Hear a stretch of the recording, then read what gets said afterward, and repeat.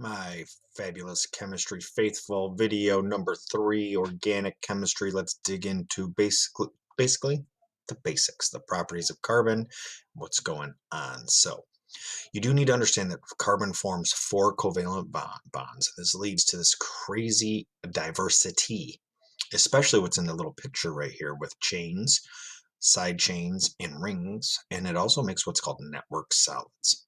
Okay, carbon is super, super special because it forms 4 bonds. That is very testable. Possibilities include carbon chains. They're called aliphatics, is what they're called.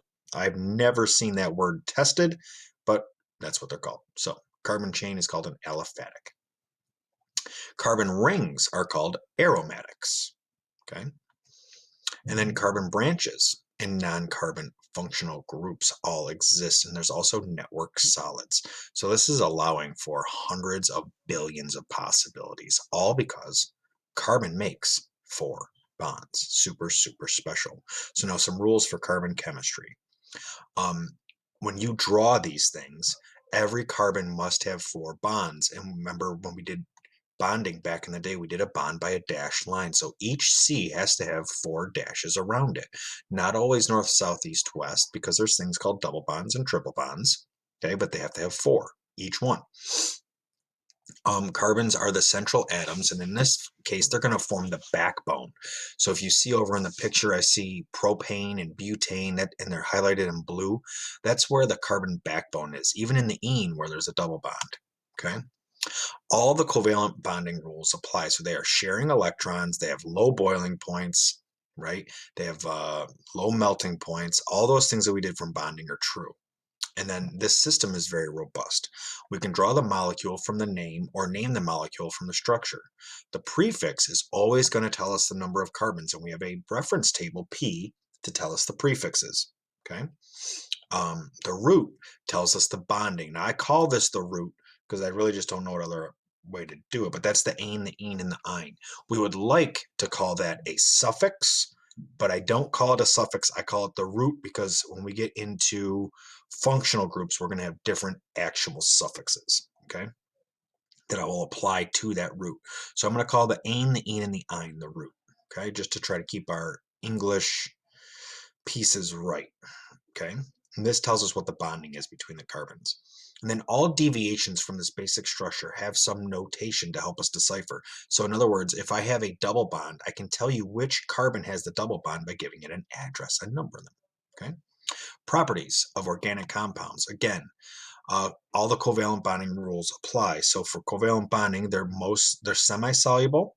They have low conductivity, low melting point, low boiling point. They basically have no conductivity. They have slow reaction rates, which we learned in kinetics that covalence reacts slower. They are more easily controlled this way because of that. Okay, molecular, structural, and condensed formulas. So we're going to be doing a lot of these, especially molecular and structural. Okay, and I'll show you the trick on the condensed. Structural formulas are the pictures. So if I say draw me the picture, that means I want this. I want the structural formula. So I want to see the C's with all the dashes and the H's, and if there's a functional group, I want that too.